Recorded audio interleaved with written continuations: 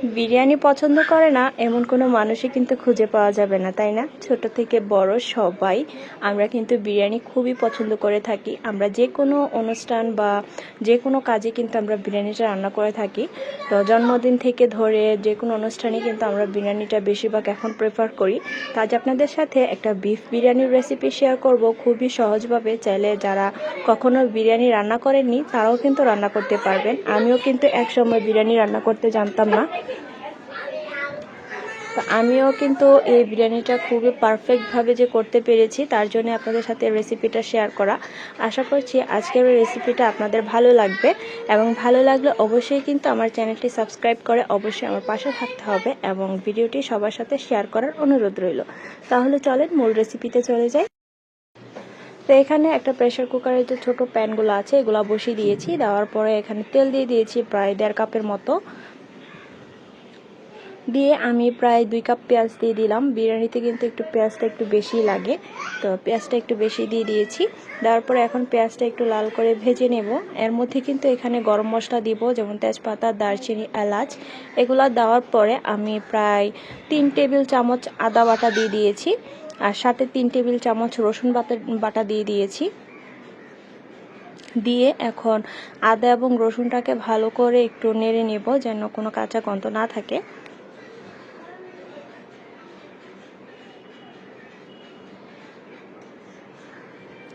এখন লবণ দিয়ে দিলাম পরিমাণ মতো, আর এখানে মরিচ বাটা দিয়ে দিয়েছি। আপনারা চাইলে কিন্তু শুকনো মরিচের গুঁড়া দিতে পারেন। আমার আম্মু যেহেতু শুকনো মরিচ পেস্ট করে রেখেছে, তার জন্য আমি এখানে পেস্টটাই দিয়ে দিলাম। আপনারা চাইলে এখানে গুঁড়া মরিচ দেবেন 1 টেবিল চামচ, এবং সাথে দিয়ে দিলাম জিরা গুঁড়া। জিরা গুঁড়াটা দিলে কিন্তু খুবই সুন্দর হয়, মানে সুন্দর একটা ফ্লেভার আসে। তো এখন জিরা গুঁড়াটা আর মরিচটা দিয়ে একটু ভালো করে নেড়ে নেব। তারপর যে বিরিয়ানির প্যাকেট মশলাটা পাওয়া যায় রাঁধুনি, সেটা আমি ফুল 1 প্যাকেট দিয়ে দিব। তো এটার ভিতরে কিন্তু সব ধরনের মশলা থাকে, তো এই মশলার প্যাকেটটা দিলে আলাদা একটা ফ্লেভার আসে। বিরিয়ানি যখনই রান্না করবেন 1 কেজি চালের জন্য একটা প্যাকেট নেওয়ার চেষ্টা করবেন, এতে বিরিয়ানিটা খুবই ভালো হয়। তাই তো আমি এখন ফুল প্যাকেট দিয়ে দিলাম। দিয়ে মশলাটা এখন ভালো করে কষিয়ে নেব যতক্ষণ না পর্যন্ত তেলটা উপরে ভেসে উঠবে। অল্প একটু পানি দিয়ে দিচ্ছি যেন মশলাটা ভালো করে কষানো হয়ে যায়।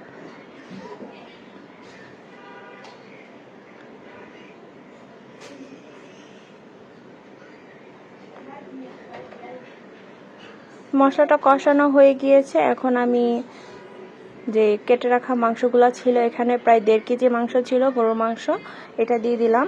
তো মাংসগুলোর সাইজগুলো নিশ্চয়ই দেখতে পাচ্ছেন, খুবই ছোট, মানে ছোটও না আবার বেশি বড়ও না, মাঝারি সাইজের করে কেটে নিয়েছি। নিয়ে এখন ভালো করে আমি কষিয়ে নেব। নিয়ে প্রেসার কুকারে ঢাকনাটা লাগিয়ে দিব। তো মাংসটা কিন্তু কতক্ষণ এভাবে চুলার উপরে কষিয়ে নিয়ে তারপর ঢাকনাটা লাগিয়ে দিবেন।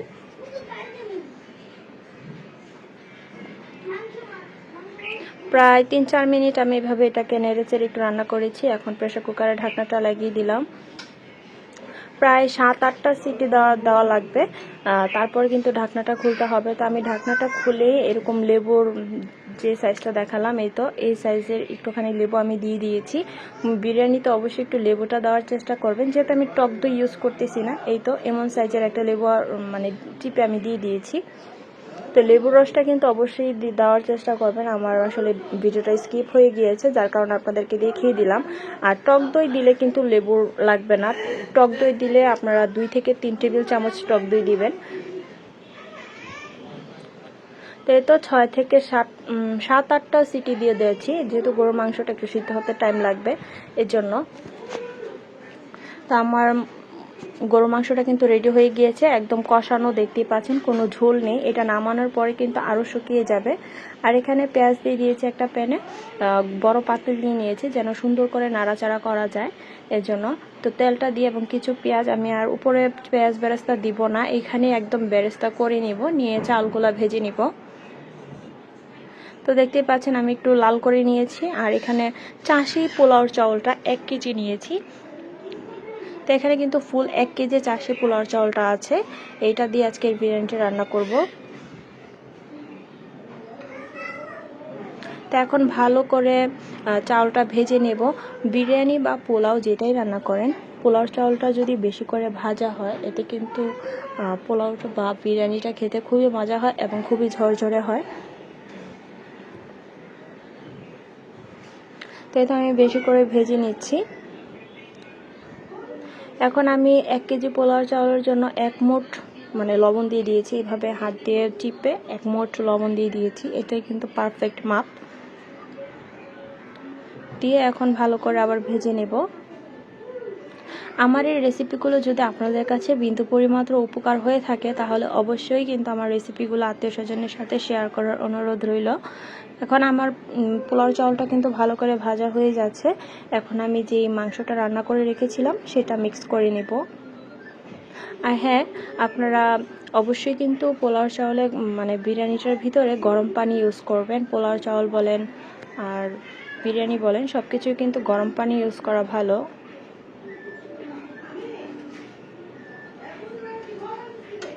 তো এখন এই যে রান্না করা গরুর মাংসটা আমি মিশিয়ে দিলাম।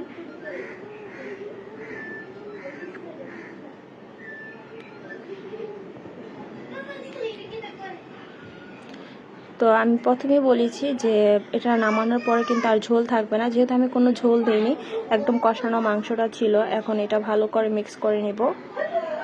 একদম ভালো করে মিক্স করতে হবে যেন কোনো দলা পেকে না থাকে।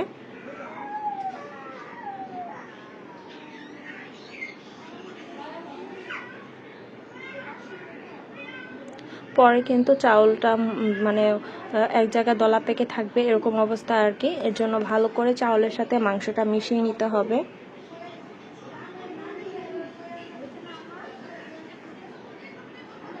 এখন আমি পানি দিয়ে দিব। এখানে প্রায় 1.5 কেজি পানি দিব। 1 কেজি চাউলের জন্য 1.5 কেজি পানি ইউজ করব আমি।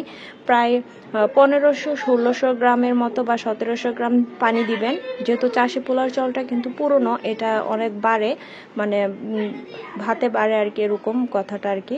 তো আমি এখানে প্রায় 1700 গ্রামের পানি 1500 গ্রাম পানি দিয়েছি আর 200 গ্রাম দুধ দিয়েছি, প্রায় 1700 গ্রাম হয়েছে। আপনারা কিন্তু এই মাপটা মনে রাখবেন। আর এখানে 4টা আলু বোখরা দিয়ে দিচ্ছি। 1 কেজি চালের জন্য 1700 গ্রাম পানি লাগবে, 1.5 কেজি আর 200 গ্রাম। যদি দুধ না দেন তো 1700 গ্রাম পানি দিবেন। আর দুধ দিলে 1500 গ্রাম পানি, 200 গ্রাম দুধ দিবেন। তো জালটা আমি এখন একটু মিডিয়াম করে দিয়েছি, দিয়ে আবার নেড়ে চেড়ে দিলাম। দেওয়ার পরে কয়েকটা কাঁচামরিচ দিয়ে দিচ্ছি। তো এই রেশিওতে কিন্তু আজকের এই বিরিয়ানিটা আমি রান্না করেছি, একদমই পারফেক্ট হয়েছে। আপনারা বাসায় ট্রাই করে দেখতে পারেন। আর পোলাও রান্না করলে আধা কেজি মানে 1.5 কেজি পানি দিবেন, এর বেশি আর পানি দিবেন না।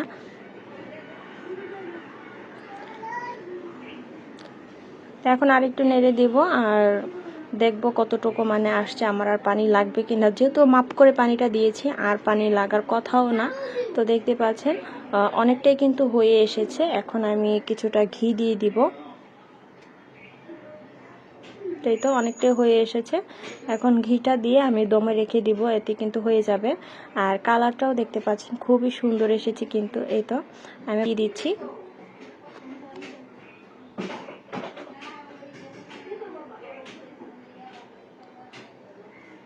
তো বিরিয়ানি বা পোলাওর মেন ইনগ্রেডিয়েন্টস কিন্তু ঘিটা দিলে এটার স্বাদটাই অন্যরকম হয়ে যায়।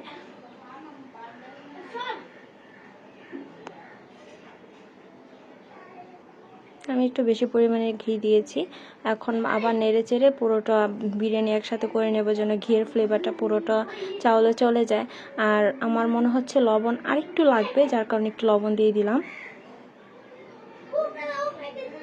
দিয়ে এখন ভালো করে নেড়ে পুরোটা মিশিয়ে নিব।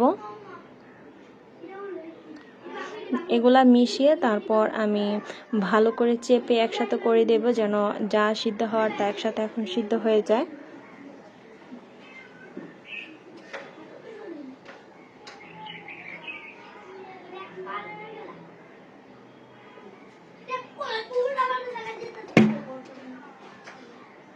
তো এই তো এখন সবগুলো চাউল একসাথে করে দিচ্ছি, দিয়ে আমি এভাবে দমে রেখে দিব প্রায় 5 মিনিটের জন্য।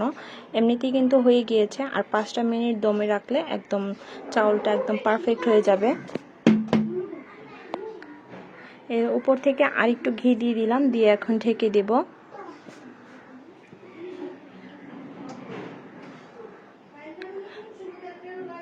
এই তো 5 মিনিট পরে দেখতেই পাচ্ছেন একদম কিন্তু হয়ে গিয়েছে, আর কতটা ঝরঝরা দেখতেই পাচ্ছেন, কতটা সুন্দর হয়েছে।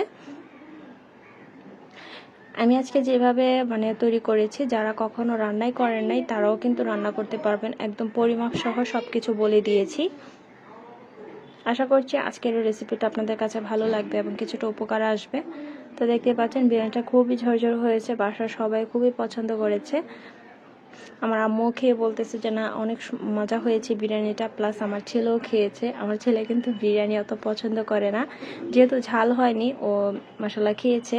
ও বিরিয়ানি রান্না করার জন্য সাদা ভাত রান্না করাই লাগে, কারণ ওইগুলা খেতে পারে না।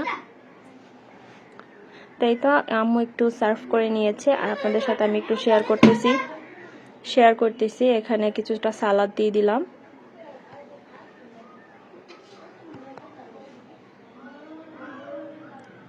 এই তো দেখতেই পাচ্ছেন মাংসটা কত সুন্দর সিদ্ধ হয়েছে এবং চাউলটা কত সুন্দর ঝরঝরা এবং সিদ্ধ হয়েছে। এরকম মজার মজার রেসিপি পেতে আমাদের চ্যানেলটা কিন্তু অবশ্যই সাবস্ক্রাইব করতে হবে। আর বিরিয়ানিটা কিন্তু একদমই পারফেক্ট হয়েছে। আশা করছি আজ আপনাদের রেসিপিটা বোর লাগেনি। তো আজ এই পর্যন্তই, সবাই ভালো থাকবেন, সুস্থ থাকবেন। আল্লাহ হাফিজ।